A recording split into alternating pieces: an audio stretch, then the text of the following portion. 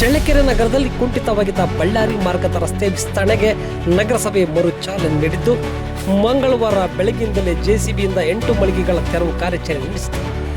ಈ ವೇಳೆ ಪೌರಾಯುಕ್ತೆ ಡಾಕ್ಟರ್ ನಾಗವೇಣಿ ಮಾತನಾಡಿ, ನಗರದಲ್ಲಿನ ಜನಸಂಖ್ಯೆ ಹೆಚ್ಚಾಗುತ್ತಿದ್ದು, ದಿನೇ ದಿನೇ ವಾಹನಗಳ ದಟ್ಟಣೆಯಿಂದ ಸಂಚಾರಕ್ಕೆ ತೊಡಕಾಗಿದೆ. ಬಳ್ಳಾರಿ ಮತ್ತು ಪಾವಗಡ ಮಾರ್ಗದ ರಸ್ತೆಗಳ ವಿಸ್ತರಣೆ ಅಗತ್ಯವಿದೆ. ಈ ಹಿಂದೆ ಕಾಮಗಾರಿ ಆರಂಭಿಸಲಾಗಿತ್ತು. ಕೆಲ ವರ್ತಕರು ಮಳಿಗೆ ತೆರವು ಮಾಡಲು ಒಪ್ಪಿರಲಿಲ್ಲ. ಸಭೆ ಕರೆದು ಕಾನೂನು ಅರಿವು ಮೂಡಿಸಲಾಗಿತ್ತು.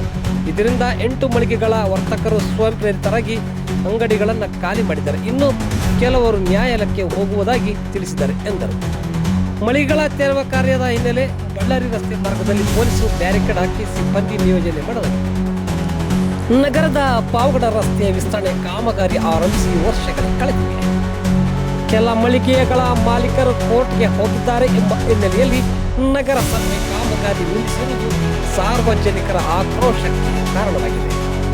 ನಗರದಲ್ಲಿ ನಿತ್ಯ ಸಾವಿರಾರು ವಾಹನಗಳು ಸಂಚರಿಸುತ್ತವೆ. ಆದ್ದರಿಂದ ರಸ್ತೆ ವಿಸ್ತರಣೆ ಅಗತ್ಯ.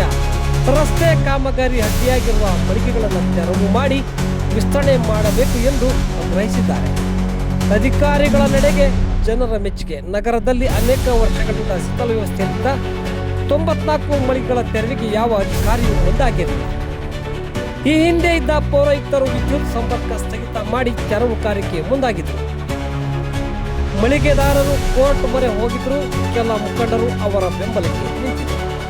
ಇದರಿಂದ ತೆರವಿನ ಕಾರ್ಯ ನೆನೆಗುದಿಗೆ ಬಿದ್ದಿತು.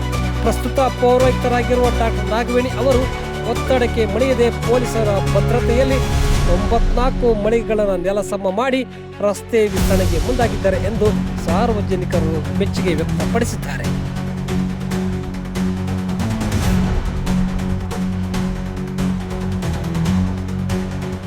ಕೆಲವು ಕಡೆ ತೆರವಿನ ಕಾರ್ಯ ಮಾಡ್ತಿದ್ರಿ ಮೇಡಮ್. ಮತ್ತೆ ಇದು ಸ್ವಯಂನ ಅಥವಾ ಏನು ನಿಮ್ಮ ಇಲಾಖೆಯಿಂದ ಮಾಡ್ತಿದ್ರು? ಕೋರ್ಟಲ್ಲಿರೋ ಏನಾದರೂ ಮಾಡಿದ್ರೆ ಮೇಡಮ್? ಕೆಲವೊಂದು ಅಂಗಡಿ ಮಾಲೀಕರು ತಾವು ಸ್ವತಃ ತಾವಾಗಿ ತೆರವು ಕಾರ್ಯಾಚರಣೆ ಮಾಡ್ತಾರೆ. ರಸ್ತೆ ಇದರಲ್ಲಿ ಮಾರ್ಜಿನಲ್ಲಿ ಇರುವಂಥ ಅಂಗಡಿಗಳು ರಸ್ತೆ ಮಾರ್ಜಿನನ್ನು ಬಿಟ್ಟು ಇಲ್ಲಿಗೆ ಮಾಡ್ತಾ ಇದ್ದಾರೆ. ಸ್ವತಃ ಅವರೇ ಮಾಡ್ಕೊಳ್ತಾರಿಂದ ನಗರಸಭೆಯವರು ಸಮ್ಮುಖದಲ್ಲಿ ಮಾಡ್ತಾ ಇದ್ದೀವಿ ಅಂತೇಳಿ ಹೇಳಿದ್ರಿಂದ ಮತ್ತು ಯಾವುದೇ ಲ್ಯಾಂಡ್ ಆರ್ಡರ್ ಪ್ರಾಬ್ಲಮ್ ಆಗಬಾರ್ದು ಅಂತೇಳಿ ನಾವು ಮತ್ತು ಪೊಲೀಸ್ ಇಲಾಖೆಯವರು ಉಪಸ್ಥಿತರಿದ್ದು ಅವರು ಸ್ವತಃ ತಾವೇ ಕಾರ್ಯಾಚರಣೆ ಮಾಡ್ತಾ ಇದ್ದಾರೆ. ಉಳಿದು ಕೂಡ ಹಂತ ಹಂತವಾಗಿ ಮಾಡ್ಕೊಳ್ತೀವಿ ಅಂತ ಹೇಳಿದ್ರು.